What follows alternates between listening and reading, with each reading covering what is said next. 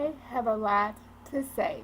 So today I want to share some techniques that I've developed along the way for safely administering and storing an enema bucket. Stay tuned.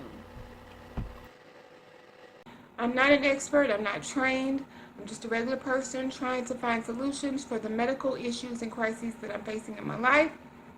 So getting started, here is my enema bucket. This is actually an enema bucket that I purchased offline. This is the way that it came to me.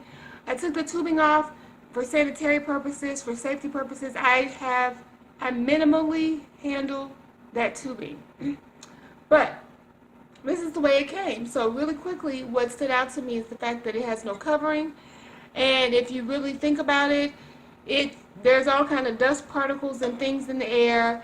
And you're not watching it as, you know, you're administering an enema. Anything could fall in there, and the thought of it getting inside, it just, no. So the first thing that I did when I got this is I got some plastic wrap, and I covered it, and I got a rubber band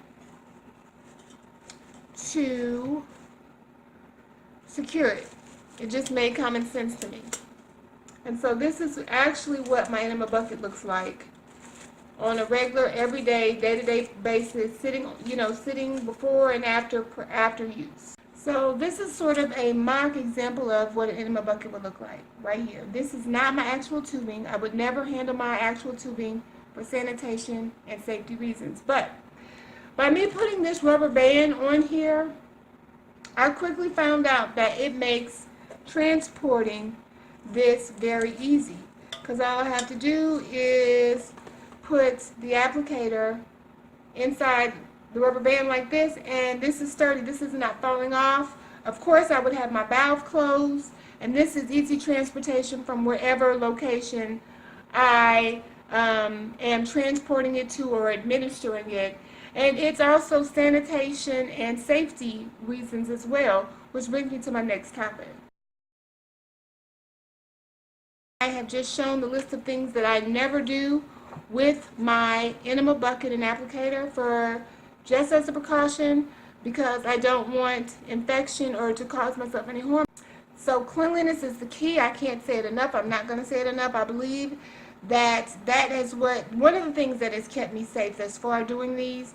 And I don't want to contaminate myself, and I don't want to contaminate my things and the things around my application, the place where I'm administering an organic coffee enema.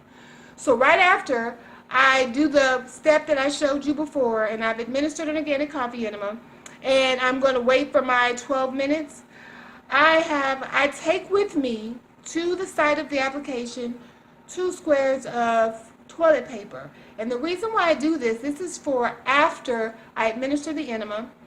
I never touch it. I do this same process, wrap it around like so, and I then stick it back in the rubber band, and I leave it there until I'm ready to clean it. It can't fall and touch anything. So the very last technique that I'm going to show is how I make or prepare a storage covering for this applicator. I do not want this to be contaminated.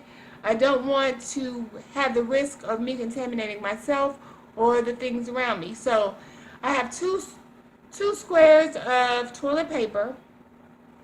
I fold them. I do the technique that I showed before. I wrap this around like so, and I close it. I never touch it. This is right after cleaning it, like so. And then I wrap this around like this, and then I have a bread tie here, and I take the bread tie like so. I wrap it around like this, and I continue holding it with this finger and wrapping it around like this.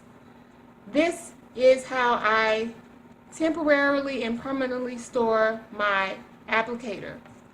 And then once again, my trusty rubber band, I do this, and it's safe and sound for the next application. I have my lid on it, so nothing is getting inside of it.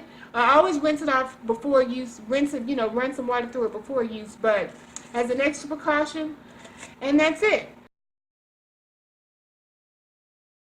If you found this video helpful or informative, please click the thumbs up button. It's right below the video's title. Thanks for watching.